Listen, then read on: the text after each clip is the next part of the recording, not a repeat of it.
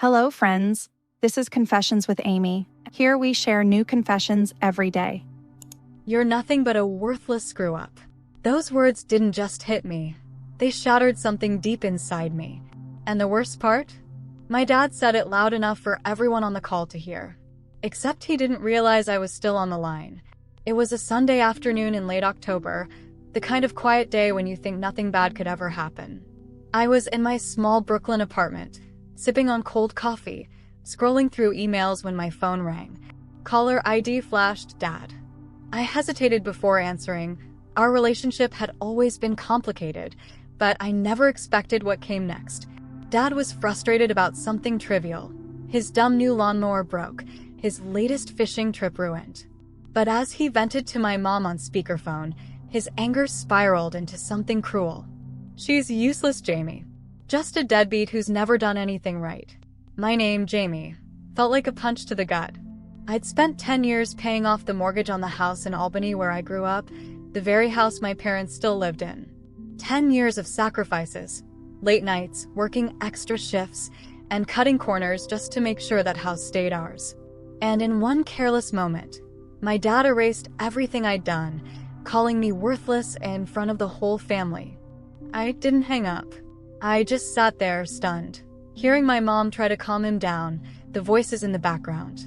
For the first time, I realized how little they really saw me, not as their daughter, but as a failure in their eyes. That day, something inside me snapped. I knew I couldn't keep living for people who didn't respect me, who didn't see my worth. For 10 years, I carried that mortgage like a silent promise, an unspoken contract between me and my family. The house in Albany was more than just bricks and mortar.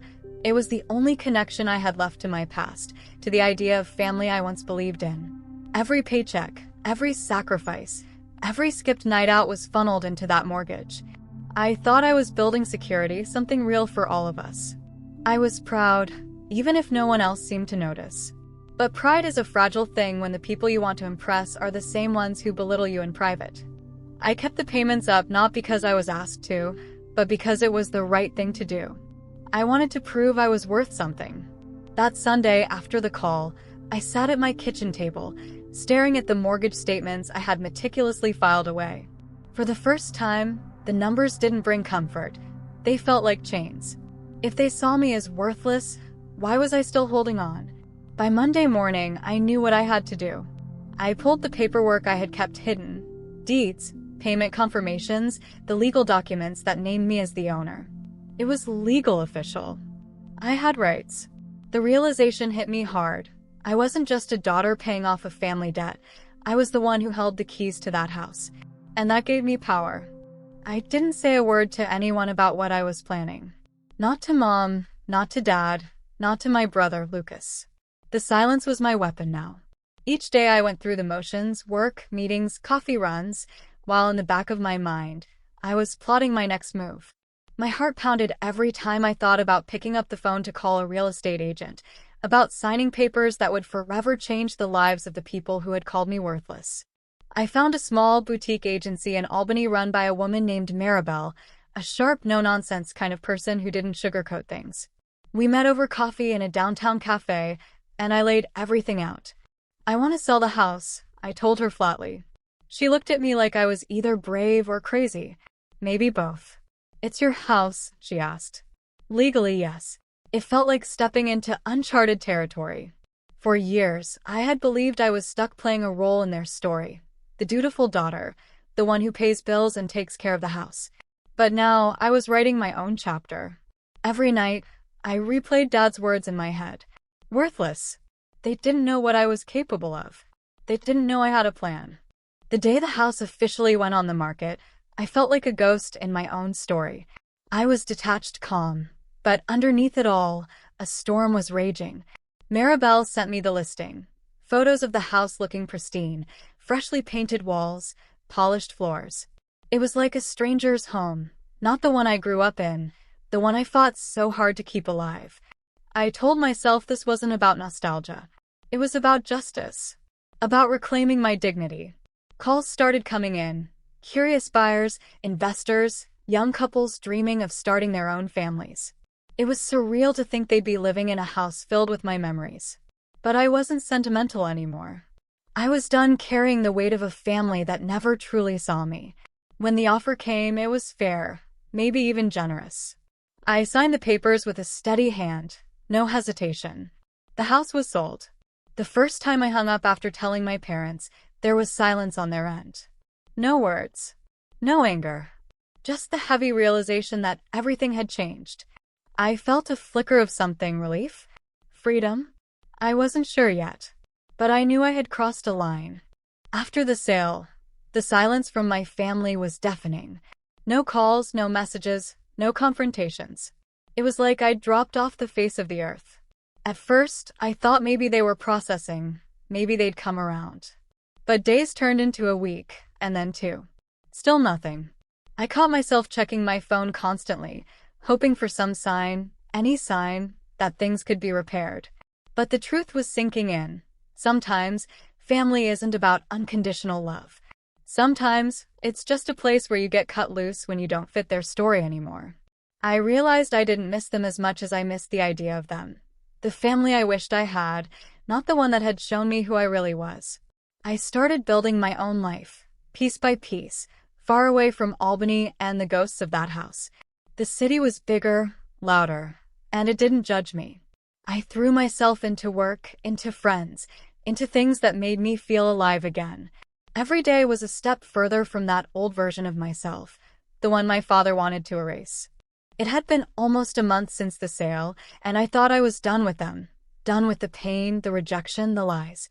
Then one evening, just as the sun was dipping behind the skyline of Brooklyn, my phone rang. It was Dad. My heart froze. I debated not answering. But something in his voice when I finally picked up caught me off guard. It wasn't anger or blame, but something raw, desperate. I didn't realize. I didn't mean it, Jamie. Can we talk? Please. I stared out my apartment window at the endless city lights, thinking about every word he'd said, every moment he'd dismissed me. Could I let him back in? Could I forgive someone who called me worthless? He wanted to come to Brooklyn, wanted to see me, wanted to fix things. But the truth was, the damage was done. The house wasn't just a building to me anymore. It was my final line. I told him I needed time. I wasn't ready. And maybe I never would be. Over the next few weeks, Dad tried everything. Calls in the morning, texts in the afternoon, even sending flowers to my apartment. I could tell he was desperate to patch things up, to rewrite the story where I was the obedient daughter again. But I was done pretending. When we finally met at that little cafe near my place, the one with the cracked red bricks and terrible coffee, he looked smaller than I remembered. Not the imposing man who shouted, but a fragile, regretful version of him.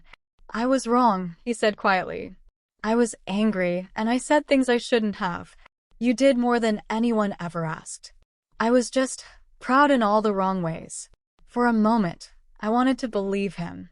Wanted to believe we could find something real beneath the rubble. But I also knew that words aren't enough.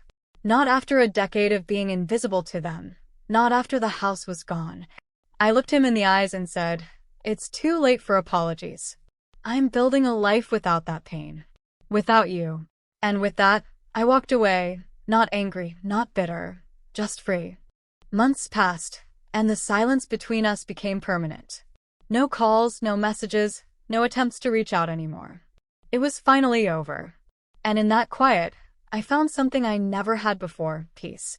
I bought a small loft in Williamsburg, surrounded by the hum of life and possibility.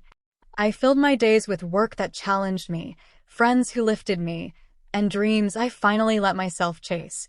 I stopped looking back. The house in Albany, the family that rejected me, they became a closed chapter. I'm not the same girl who once cried over a phone call. I'm Jamie now, strong, successful, and fiercely independent. I pay my own bills, I build my own future, and I never let anyone tell me I'm worthless again. Because real strength isn't about proving others wrong, it's about knowing your own worth, even when the people who should love you most refuse to see it. I survived their betrayal, and I thrived because of it.